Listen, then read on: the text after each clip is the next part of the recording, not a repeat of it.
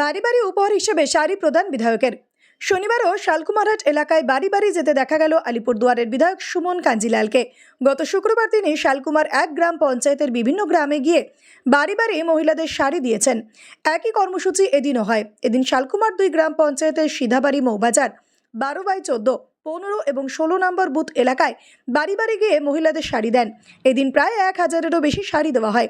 সঙ্গে ছিলেন শালকুমার 2 গ্রাম পঞ্চায়েত প্রধান সঞ্জয় রাভা, তৃণমূলের শালকুমার 2 অঞ্চল সভাপতি মুকুলচন্দ্র বর্মন প্রমুখ। বিধায়ক জানান, গত 5ই অক্টোবর এইসব এলাকা ক্ষতিগ্রস্ত হয়। এখন উৎসবের মরশুম চলছে, কালী পুজো, ভাইফোঁটা হয়েছে, সামনেই ছট পুজো। তাই মুখ্যমন্ত্রীর অনুপ্রেরণা ও নির্দেশে বাড়ি বাড়ি উৎসবের মুহূর্তে এই উপহার তুলে দেওয়া হচ্ছে। এতে সাধারণ বাসিন্দারাও খুশি। Bureau report, Falakata Times. Shalkumar 2 গ্রাম পঞ্চায়েতে গতকাল আমরা শালকুমার 1-এ ছিলাম।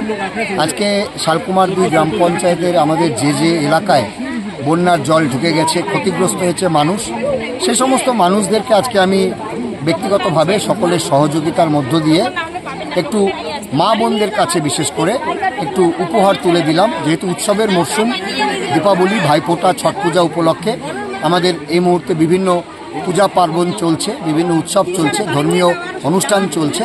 তার মাঝখানে আমাদের শালকুমার 2 গ্রাম পঞ্চায়েতের সবাইকে নিয়ে আমরা আজকে একটা ক্ষুদ্র উপহারের জন্য এখানে 3টে পার্টের মানুষের কাছে তুলে দিলাম। যে এলাকায় বন্যা বিধ্বস্ত হয়েছে সে এলাকার মা বোনদেরকে একটু ক্ষুদ্র প্রীতি উপহার তুলে দিয়ে সম্মান জানালাম, প্রবীণদের প্রণাম জানালাম। অনেক কষ্ট করতে হয়েছে এদের এই কয়েকদিন। 5 তারিখ যে ভয়াবহ বন্যা, তারপর বাড়িঘরের অনেকের তছনছ অবস্থা। এই জায়গায় দাঁড়িয়ে এই উৎসবের মরশুমে, পূজা পার্বণের মরশুমে তাদের পাশে একটু দাঁড়ানোর জন্য, তাদেরকে একটু সম্মান জানানোর জন্য আমাদের এই ক্ষুদ্র আয়োজন। সবাই খুব সুন্দরভাবে এই ক্ষুদ্র উপহার গ্রহণ করেছেন, তাই সবাইকে ধন্যবাদ জানাই।